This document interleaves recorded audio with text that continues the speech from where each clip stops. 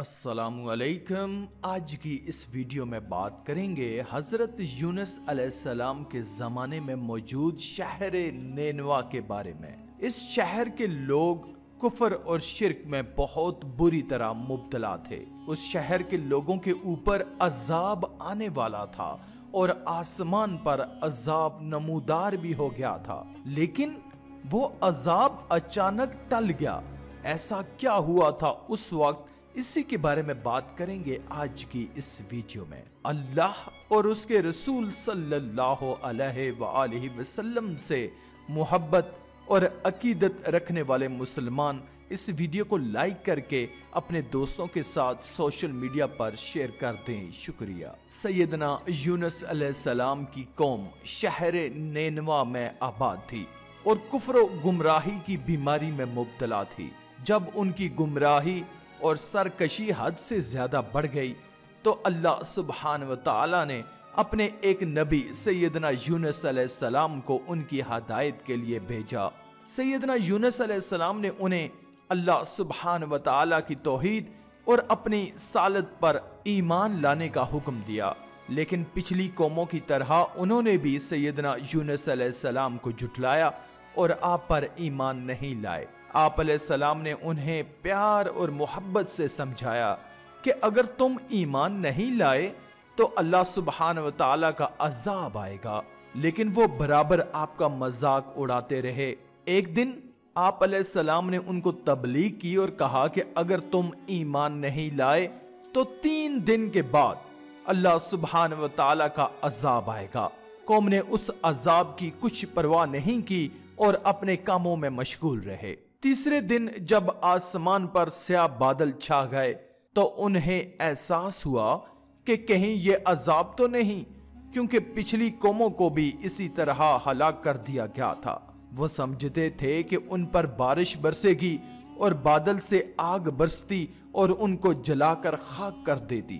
اب یہ شدید خوفزدہ ہوئے اور سیدنا یونس علیہ السلام کو تلاش کرنے لگے، لیکن سیدنا یونس علیہ السلام تو ساحل کی جانب روانہ ہو چکے تھے اور وہاں سے ایک کشتی میں سوار ہو کر جا رہے تھے۔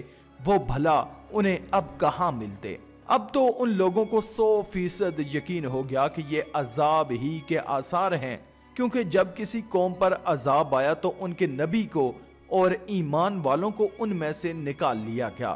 اب کیا تھا، وہ سب لوگ اپنی دولت کو چھوڑ کر اپنی بیوی بچوں سے علیحدہ ہو گئے اور جنگل کی طرف نکل کھڑے ہوئے۔ ٹاٹ کے کپڑے پہن لیے ہر شخص توبہ کرنے لگا۔ مرد، عورت اور بچے سب رونے لگے۔ جانوروں اور ان کے بچوں کو بھی انہوں نے علیحدہ کر دیا۔ اب وہاں کا ماحول یہ ہو گیا کہ جب مرد روتے تو ان کی عورتیں بھی رونا شروع کر دیتی اور عورتوں کو دیکھ کر بچے بھی رونا شروع کر دیتے۔ تو اسی طرح اونٹ بلبلاتا تو اونٹ کے بچے بھی بلبلانے لگتے، گائیں چلاتی تو بچڑے بھی چلانے لگتے، بکریاں منمنانے لگتی تو بکری کے بچے بھی منمناتے۔ اس طرح یہ منظر بہت دردناک ہو گیا۔ سب لوگ توبہ کرنے لگے، سارے بت توڑ ڈالے اور کہنے لگے کہ ہم اللہ سبحانہ و تعالی پر ایمان لائے، اگر انہوں نے کسی کے حقوق پورے نہیں کیے تھے تو اس سے معافی مانگی۔ اور توبہ کا یہ عالم تھا کہ کسی نے اگر کوئی پتھر کسی دوسرے کی اجازت کے بغیر اپنے گھر میں لگا لیا تھا تو وہ بھی واپس کر دیا۔ اللہ سبحانہ و تعالیٰ کو ان کی اس آہوزاری پر رحم آ گیا اور اللہ تعالیٰ نے وہ عذاب ان سے دور کر دیا۔ جب وہ سیاہ بادل چھٹ گئے تو یہ اللہ سبحانہ و تعالیٰ کا شکر ادا کرتے ہوئے واپس بستی میں آ گئے۔ بستی میں واپس آنے کے بعد یہ سیدنا یونس علیہ السلام کا انتظار کرنے لگے کہ وہ آئیں تو یہ ان کے ہاتھ پر ایمان کی بیعت کریں اور ان کی تعلیم سے عبادت الہی کریں۔ دوسری جانب سیدنا یونس علیہ السلام بستی سے نکل کر کشتی میں سوار ہو چکے تھے۔ جب کشتی بیچ دریا میں پہنچی تو اچانک دریا میں طغیانی آنا شروع ہو گئی۔ دریا بپھرنے لگا۔ اب مسافر ڈر کے مارے چیخنے چلانے لگے۔ جب کشتی بالکل ہی بے قابو ہونے لگی تو کشتی چلانے والے ملا نے کہا کہ میں نے اپنے بڑوں سے سنا ہے کہ جب کوئی غلام اپنے آقا سے بھاگا ہو تب ایسا ہوتا ہے، اور ایسی صورتحال میں یا تو اس غلام کو دریا میں پھینک دیا جائے या फिर कश्ती डूब जाएगी। सैयदना यूनुस अलैहिस्सलाम ने सुना तो कहने लगे कि मैं ही वो गुलाम हूँ जो अपने मालिक से इजाजत लिए बगैर यहाँ आ गया हूँ। कश्ती वाले बड़े हैरान हुए और कहने लगे कि शक्लो सूरत नूरानी है। चनाचे आपस में कहने लगे कि इतनी मासूम सूरत नूरानी चेहरा, ये किसी के गुलाम नहीं हो सकते। खानदानी वजाहत भी चेहरे से आया थी। फिर उन्होंने आपस में मशवरा किया कि क्या किया जाए। एक आदमी ने कहा कि सब लोगों के नाम का कुरा डाला जाए, जिसका नाम निकल आए उसको दरिया में डाल दिया जाए। इस तरह जब कुरा डाला गया तो सैयदना यूनुस अलैहिस्सलाम का ही नाम निकला। लेकिन सब कश्ती वालों को उस पर बड़ी हैरत हुई और कहने लगे कि दोबारा कुरा डालो।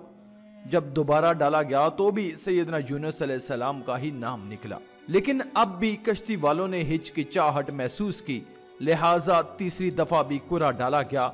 अब भी आप ही का नाम निकला, लिहाजा सैयदना यूनुस अलैहिस्सलाम ने कश्ती से छलांग लगा दी।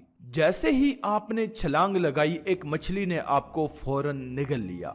उधर अल्लाह सुब्हानहू व तआला ने मछली को हुक्म दिया कि खबरदार, जो इनको कोई नुकसान पहुंचाया, मेरे यूनुस को हिफाजत के साथ अपने पेट में रख लो। और तकरीबन 40 दिन तक आप उस मछली के पेट में रहे और कसरत के साथ दुआ मांगते रहे।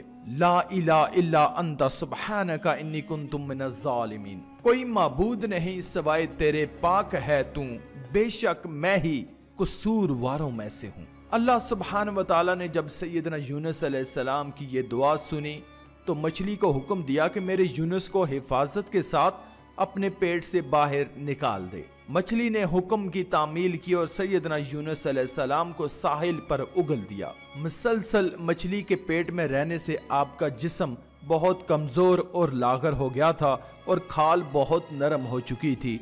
अल्लाह ताला के हुक्म से फौरन ही साहिल पर कद्दू की एक बेल उग आई और उसके पत्तों ने आप पर साया कर दिया। और एक हिरन को हुक्म दिया कि वो रोजाना आपको दूध पिलाया करे।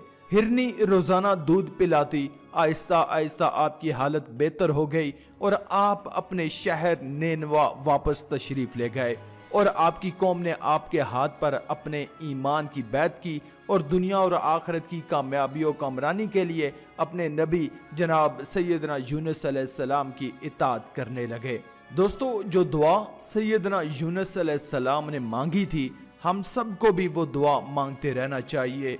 ला इलाहा इल्ला अंता सुब्हानका इन्नी कुन्तु मिनज़ ज़ालिमीन। कोई माबूद नहीं सिवाय तेरे, पाक है तू, बेशक मैं ही कसूरवारों से हूँ। आज का ये वाकया आपको कैसा लगा नीचे कमेंट में जरूर बताएं और मजीद वीडियोस हासिल करने के लिए अल्लाह की कुदरत चैनल को सब्सक्राइब कर दें। शुक्रिया।